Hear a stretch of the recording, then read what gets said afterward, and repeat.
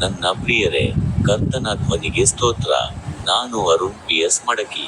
ನಿಮ್ಮೆಲ್ಲರಿಗೂ ಧನ್ಯವಾದಗಳು.